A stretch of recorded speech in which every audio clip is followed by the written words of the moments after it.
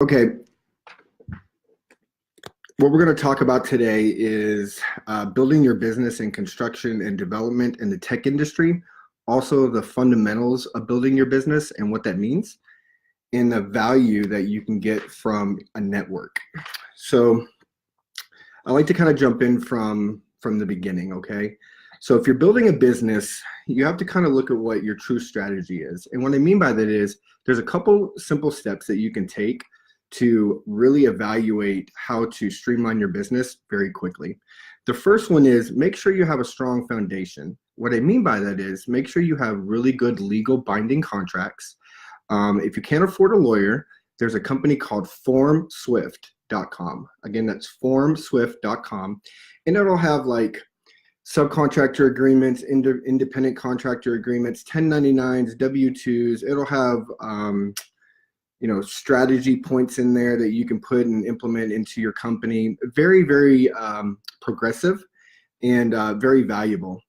The second thing is when you're looking at FormSwift, they have NDAs in there that you can use and you can send out. But another great company to use for getting NDA signed or anything in general is a company called, I believe it's called DocuSign. And DocuSign is a great company because what it does is it gives you the ability to make your signing virtual, and it'll keep it very seamless and very, very black and white. So those are two fundamentals that you need for your business to start. It's very cost effective and it's very undervalued with people. It gives the ability to kind of streamline processes that would cost a lot of money in the beginning when you're an entrepreneur. And make things very black and white. So one of the things that I like to talk about today is core values. So when you're looking at your company, you want to kind of streamline what your core values are, whether that's your ethics, your customer service, being positive, not negative, being a very compassionate person with your clients and your colleagues, a strong work ethic, and then listen to your customers. So when I started out and I got out of the Navy, I had a lot of just miscellaneous jobs and I really didn't know what to do. And I went to work for a power company called American Electric Power and Memco Barge Line. And I was with that company for about between a year and 2 years. And I realized that it really wasn't for me and I wanted to be an entrepreneur. It sounded great. It was really kind of like a dream to become an entrepreneur. I didn't have a lot of money to start, but I knew that I could kind of base it on myself. And I started within construction. So had this dream, thought it would be really cool to be an entrepreneur. Little did I know what it took to be an entrepreneur, which is really long hours, little pay, and building your reputation. And that really stunk in the beginning. So how I started was, I actually put all my money towards my machinery, and I would go from contractor to contractor and just tell them about my services that I could do. And one day I saw in the paper that they had a position at Kroger for a subcontractor, and I had to fill out all the paperwork and the vendor packet and all that to lay VCT tile. And it wasn't a lot of money. It was about 13 cents a tile, and I could lay all the tiles I wanted. So what happened was I didn't know how to do it. So at the time I YouTubed it and I taught myself off YouTube. So the two greatest mentors that I've ever had in my life besides God and my father and my wife were YouTube and Google. Those are the two best mentors that ever taught me anything. So long story short, I learned how to lay VCT tile. And I worked extremely hard. I worked 18-hour days. I grew that into multiple groups of men and women that did facility engineering for Kroger, and grew that over the years and got into minor capital and major capital just based upon work ethic and what I did for Kroger, which is kind of like a Walmart if you don't know what it is. And that gave me a lot of good revenue and a lot of good residual revenue. And so what happened was, I built a name for being the go-to guy. And what I mean by that is in any business, you want to be the go-to person. You want to be the person that takes away the headache from the company. And so that led me into other Fortune 500 companies that got my name from other engineers and other people that said, hey, I got this guy. He's got a really great work ethic. He's very good with customer service. He'll work day and night. And he's got an all-around just great business mindset for streamlining processes and making it very simple. And that's the key. Anything in business, if you can make it simple for your client and make it very cost effective, you're going to do very well. So that grew into, well, like I said, working for other major Fortune 500 companies. And then I got the opportunity to work for a gentleman in that was working for Tesla. Okay, so I came on as a sub, and I only came on to do paint. That wound up, just from that one person, that one general contractor, that wound up me building a full store pretty much, the drywall, the flooring, the concrete. I actually subbed out the electric, I subbed out the plumbing. I got all those guys for him. And one of the engineers noticed that, and he said, hey, you know, would you be willing to possibly come on and build these for us? And I said, you know, to be honest with you, the gentleman that brought me on, I'm loyal to that. But if you ever have another opportunity that comes up outside of building these nationally, I'd love to. And that opportunity came up years later. It came up, and what that opportunity was I had the ability through a gentleman that I started with in Tesla, who was a level 1 engineer, who became the head of operations and the head of retail development for all of Tesla globally. And I had worked with them for years and years and years, building a reputation, building a strong work ethic with the gentleman. And he gave me an opportunity to do national rollouts for Tesla. And it was very hard in the beginning, believe me. Working for a Fortune 500 company that is a startup that is all over the United States, and they're literally building 5 to 6 stores a week at the time, retail stores and service centers, was extremely hard. So what I did was I put together what I call like a special forces team. And that special forces team pretty much went out and did national rollouts in every single service and sales store or retail store in all North America. Now, I'm probably the only person that you will ever meet that has been to every single service and sales store. One of the mentors in here today is a gentleman named Jeff Loveland. I met Jeff when I was in, I believe, Texas, and he was one of the head sales guys at one of the Tesla retail stores. And he was part of an elite group of 10 gentlemen and women that were the top salespeople in Tesla. And one thing that I always learned, when you get to the top, you always talk from the top all the way to the bottom. You give everybody the same amount of time, courtesy, and respect. And so what happened was I got the ability through working with all these different salespeople and working with all these different operations people to do the national contracts for Tesla. And I was one of the first vendors ever for Tesla to do national rollouts, and actually the number one vendor for Tesla for national rollouts under Liam Smith. So that led into the next phase of Tesla, which at the time they didn't have a facility engineering maintenance department. And I was lucky enough to get the opportunity through Liam Smith to help streamline those processes and build with him as a consultant the infrastructure through national rollouts and through working with Liam, the infrastructure for facility engineering for Tesla. Now, after leaving Tesla, I got the opportunity through my work ethic and what people thought of me to go to work for Uber as a vendor and build a team directly for them to build the first 3 Uber driver lounges in the world. Yes, you heard me right. It's not a fictional story.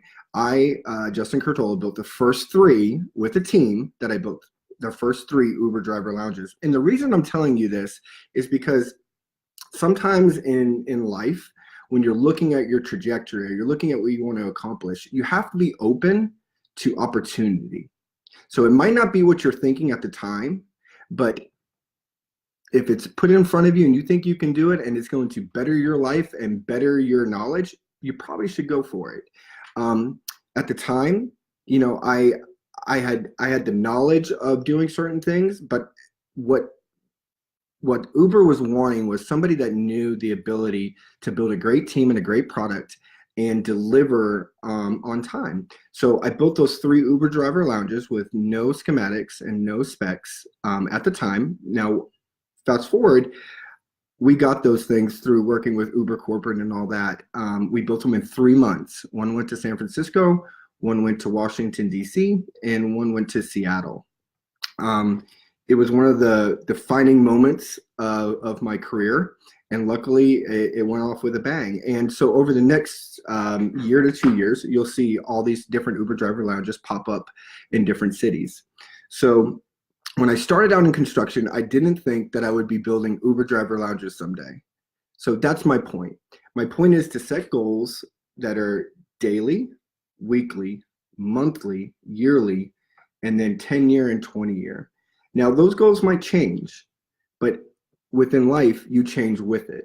And so always be open to opportunity, always have a servant's heart, and always work hard on yourself, your business, and your work ethic, and you're going to be all right. So thank you for letting me tell that story. Sometimes when people look at like what I've done in life, they think, man, that doesn't even make any sense. Well, here's the funny part about it. I look back on my life, and the closest people to me, my wife, Matt, Sarah, some of my other friends, Mark Bell, Matt Butler, and some of the other people that we have here in Nashville, it's a crazy story. But the point to it is I was always positive. I never put caps on me in the sense of what I could accomplish in life. Man is the person that puts a roof over you. Always remember that. You have to think enough of yourself and believe enough in yourself that the sky is the limit. And what I mean by that is we've been beat down on social media and in our lives so much that we don't feel that we're worthy of greatness. You can't do that to yourself. I know that, okay? I've made a lot of mistakes in my life, and I still make mistakes today, obviously. But I don't let the past come into my future.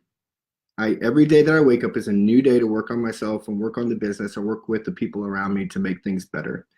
And if you have that mindset and you believe in yourself and you believe in the company you're working with or your company, you're going to be okay. Okay, that's the biggest thing. You have to build your reputation.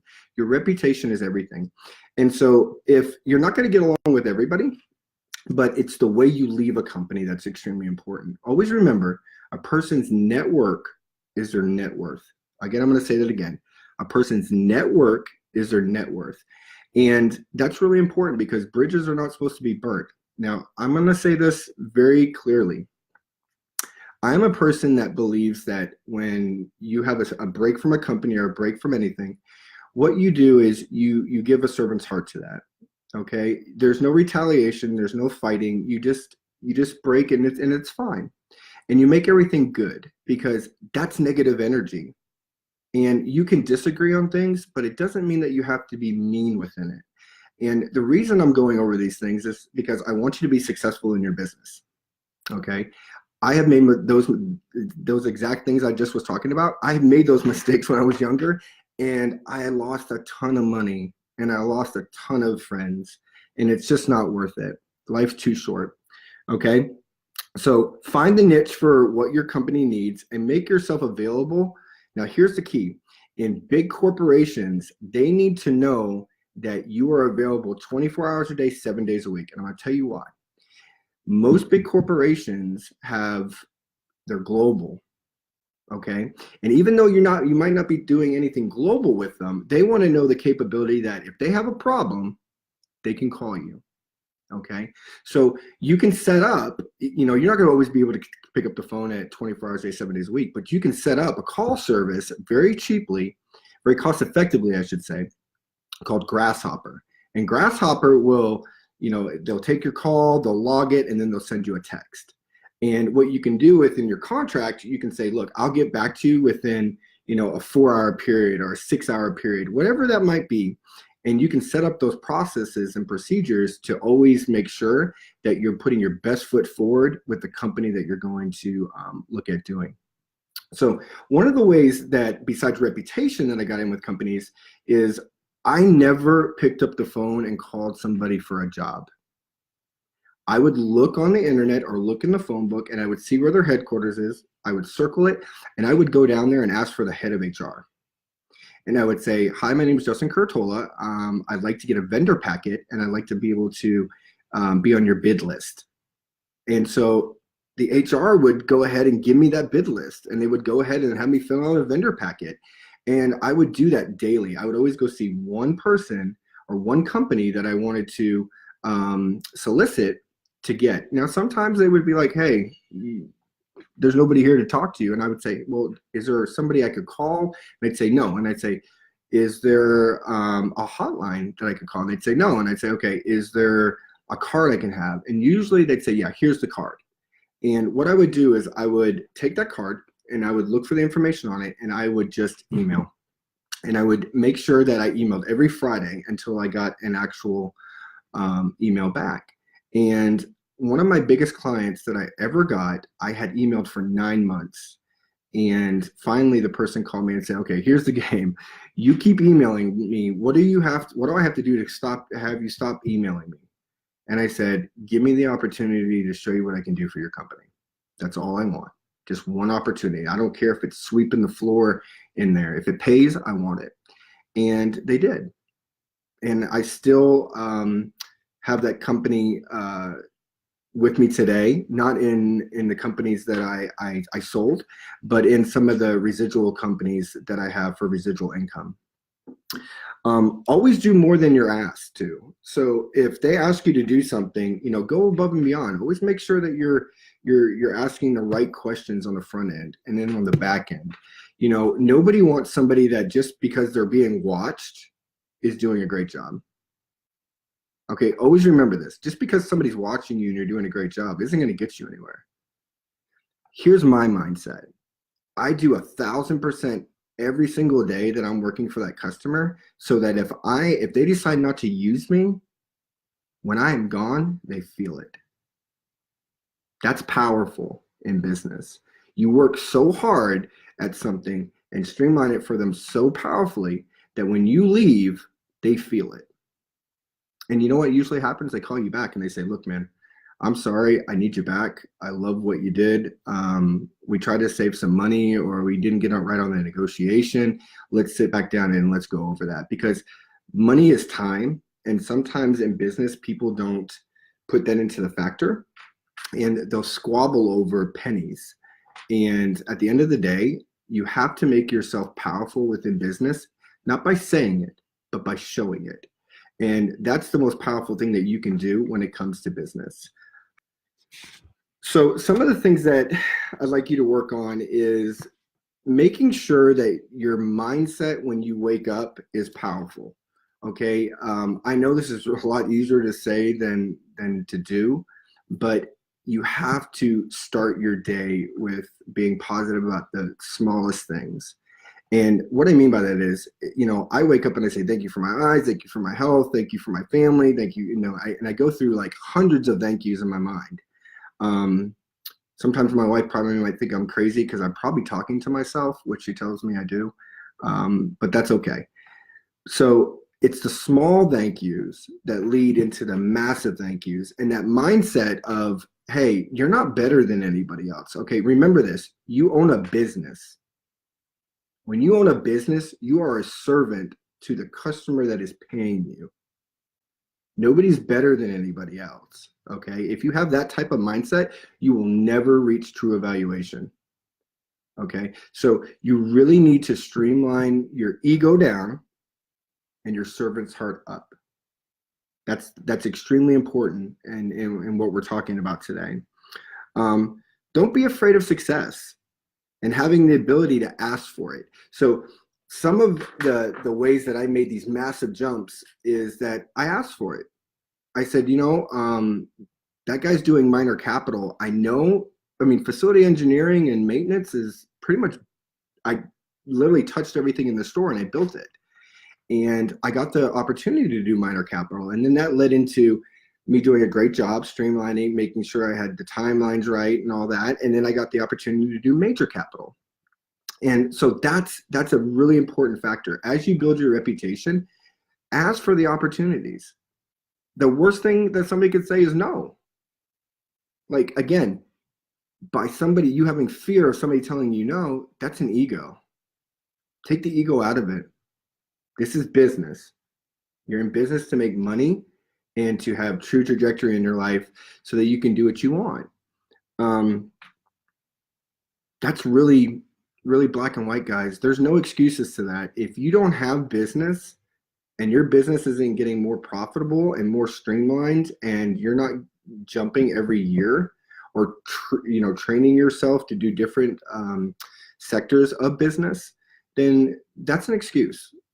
Because if you were actually out there devoting 18 hours a day to your business, now not all of you are going to be able to devote 18 hours a day, but if you have time to go watch TV, or you have time to go, chill on the couch, that's time you could be putting towards your business. And that's what you have to kind of remind yourself. Hey, if I want things in life, I have to work for it. Plain and simple. If I want things in life, I have to work for it. And so some of the things that I'm not talking about today with some of the big companies that I work with, I can't because there's NDAs, and some of the people I've worked with because there's NDAs.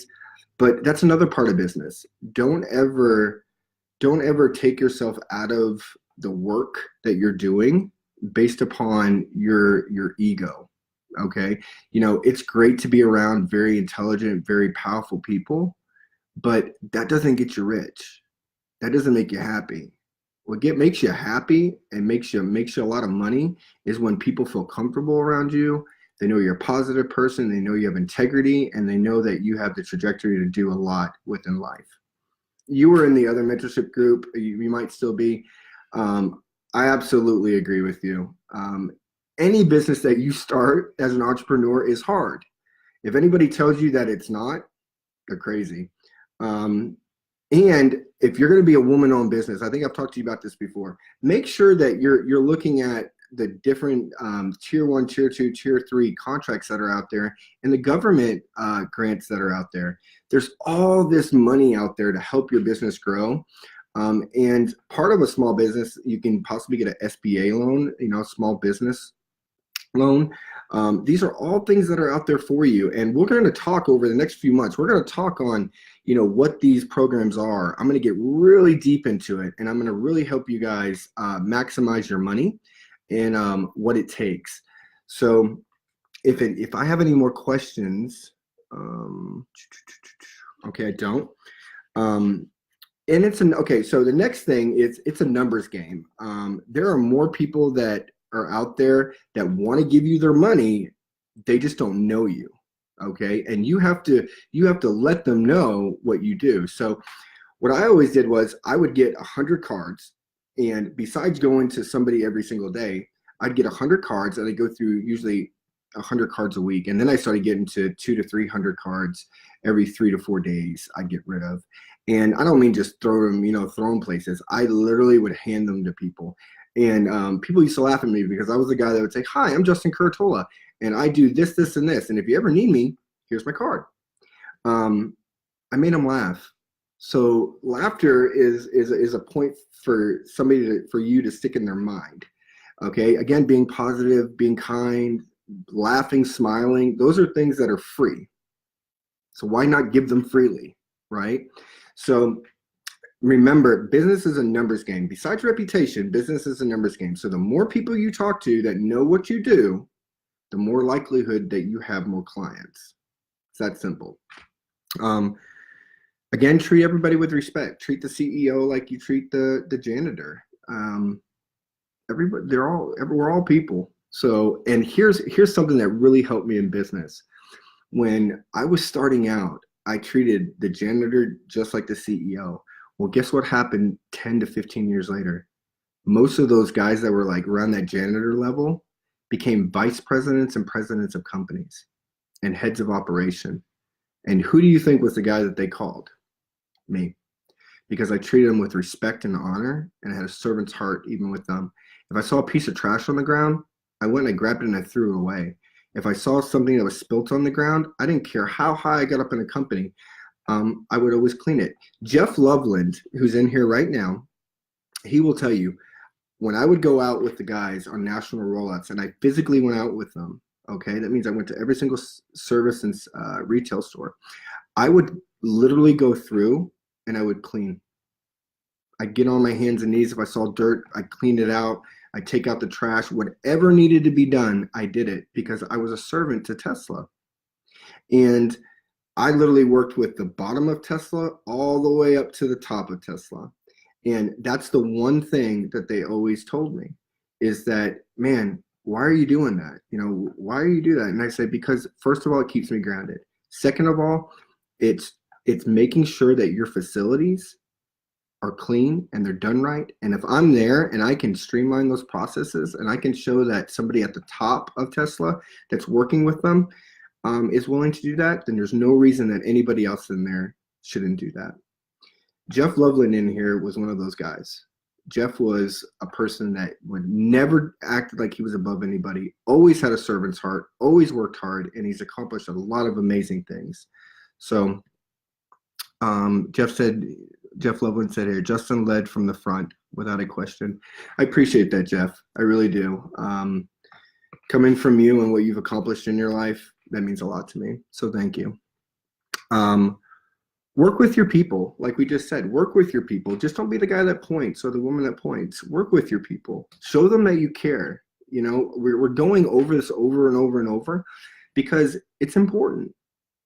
Somewhere in our lives through social media and all these different avenues that are coming at us, we've lost the ability to understand that doing the right thing is just the right thing to do. So per se, if I do something nice for you in today's society, the first thing you think is, why is he doing that? What's the catch?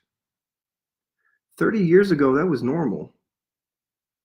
So the point to this is that if you go back to the work ethic and the way people did things 30 years ago, and you implement that into today's society and in your work ethic, your business, or if you're even in a business, you will rise to the top a lot quicker because we're all worried about what everybody else is doing instead of just worrying about ourselves and how to better the company we are working for or with. Very important. Always try to better yourself, the company, and everybody around you. This was one I had to work on for 38 years, being patient. Okay. My wife says I have the patience of Job now. I would say I more have the patience of a job. Okay. Little crack on that is, it takes a lot of right hooks and left hooks for you to learn that at the end of the day, as long as you're healthy and you're happy and you know that you've done the right thing, that's the most important thing. And through patience, everything will come out. Okay. Everything will transpire in a right way. Matt was having a Facebook Live a couple days ago and he misquoted me. And Matt is my brother from another mother. I love the guy to death. But he said, Justin said that emotions are bad. I never said emotions are bad. I said emotions dictate outcomes you can't control. And I'll say it again, emotions dictate outcomes you can't control.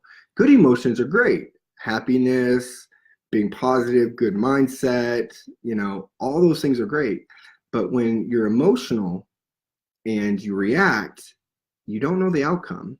And that's scary in business because you can destroy, for me, if I'd acted, very erratical and emotional and something bad happened, it could destroy 38 years of working hard and building a reputation in a business. So always be patient, okay? Patience is an emotion that is trained over time, okay? And some people just are born with patience. What helped me get a lot of patience was having children. Children taught me patience, man. I tell you what, business is hard. Being a father, being a husband, best thing that's ever happened to me in my life by far.